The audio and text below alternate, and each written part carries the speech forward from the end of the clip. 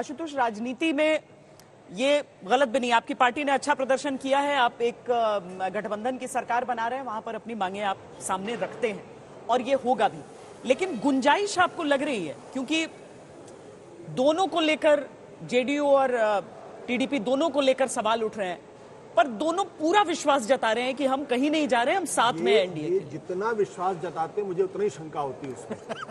राजनीति में जो जितनी मजबूती के साथ सच बोलने का दावा करता है, उतनी ही मजबूती के साथ अंदर अंदर वो षड्यंत्र कर रहा होता है और कुछ न कुछ झूठ फरेब करने की कोशिश करता है। ये व्यक्तिगत अनुभव की बुनियाद पर कह रहे हो? मैं अगर व्यक्तिगत अनुभव होता तो मैं यहाँ नहीं बैठा होता। देखिए, महत्वपूर्ण बात क्या है, चंद्रबाबू नायडू बहुत हार्ड बार्गेनर है वो, और यही हाल नीतीश कुमार का भी है। और दोनों किस मसले पर भारतीय जनता पार्टी से अलग हुए थे?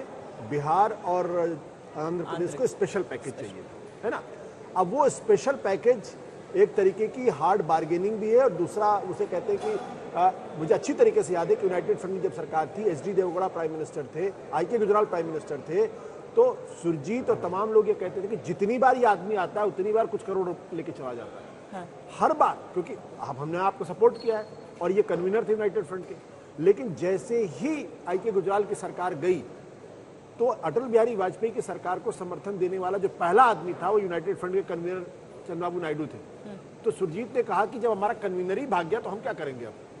तो इसलिए राजनीति के अंदर आज चंद्रबाबू नायडू बहुत अच्छे लग रहे होंगे और अच्छे होंगे भी, इसमें कोई दो राय नहीं है, लेकिन उनकी कुछ शर्तें होंगी और उन शर्तों का पालन अगर बीजेपी नहीं करेगी तो उनके दरवाजे पूरी तरीके से इंडिया गठबंधन के लिए भी खुले होंगे। वहां भी बातचीत चल रही होगी और मेरी पास जानकारी है कि वहां भी बातचीत इनकी चल रही है। अब वो किस लेवल पे है, किस हद तक ऑनर होता है, बात कहना वो अभी होता है, 3 महीने बाद होता है, 10 महीने बाद होता है, वो एक अलग तरीके का प्रश्न नहीं। लेकिन ऐसा क्या बड़ा वो ऑफर कर सकते हैं? सामने देखिए तो वहां पर कांग्रेस पार्टी 99 सीट, उसके बाद अखिलेश यादव की समाजवादी पार्टी वहां पर हो जाती है, टीएमसी हो जाती है, डीएमके हो जाती है, ये सारे ऊपर हैं अभी टीडीपी और इनका जेडीयू से।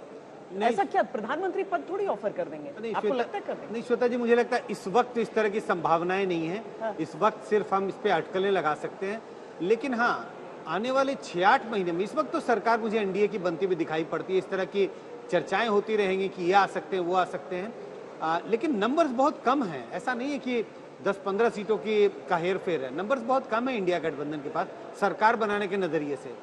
लेकिन हाँ 3-4-5 महीने, 6 महीने, 8 महीने, साल भर में इसकी संभावनाओं से इनकार नहीं किया जा सकता। बिहार के विधानसभा चुनाव होने वाले हैं, उस वक्त उठापटक हो सकती है, और आंध्र प्रदेश में भी ये उठापटक होते हुए मतलब इसकी भी संभावना बनी रहेगी कि वो एक खेमे से जाकर दूसरे खेमे में जा सकते हैं। और अभी तक जो होता था कि संसद के अंदर संगीता जी जो आप आसानी से अपना बिल पास करा लेते थे, शोर हंगामा हो भी रहा है तो भी, लेकिन 234 भी बहुत बड़ा फिगर है। नहीं, मैं मानता वो सरकार बनाने की कोशिश करें या विपक्ष में बैठे? देखिए, मैं मानता हूं कि वो भी बहुत बड़ा फिगर है, 234 भी बड़ा फिगर है और क्लोज टू मेजोरिटी है आज के दिन में कह सकते हैं। लेकिन हमें ये नहीं भूलना चाहिए कि बिहार को तो मैं थोड़ी देर के लिए स्वीकार भी कर लूं कि हो सकता है कि 2025 में विधानसभा चुनाव के बाद थोड़ी सी कुछ मनमुटाव हो या कोई ऊपर नीचे हो, तो हो सकता है कि दोनों में गहरी दरार आ जाए। लेकिन आंध्र प्रदेश के अंदर तो मुझे ऐसा कुछ नहीं दिखता है, क्योंकि चंद्रबाबू नायडू को एक क्लियर मैंडेट मिला है वहाँ पे, और भारतीय जनता पार्टी भी वहाँ पर बहुत कुछ बार्गेन करने की स्थिति में नहीं है। दूसरी बात, बहुत अच्छी तरीके से चंद्रबाबू नायडू जानते हैं कि जो उनके खिलाफ केस किया है वाईएसआर ने, और उसमें बहुत बड़ी जो है उनको उससे बाहर निकालने की भूमिका जो है वो केंद्र सरकार के पास रहेगी।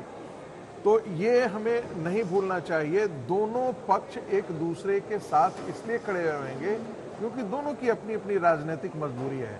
चंद्रबाबू नायडू जब भी भारतीय जनता पार्टी गठबंधन से बाहर होकर के निकले हैं तो वो भी कोई बहुत शानदार प्रदर्शन नहीं कर पाए, और बहुत दिनों से मैं थोड़ा करीबी से जानता हूं, इसलिए मैं कह सकता हूं कि उनकी भी बहुत इच्छा थी कि जो है एनडीए ज्वाइन करें।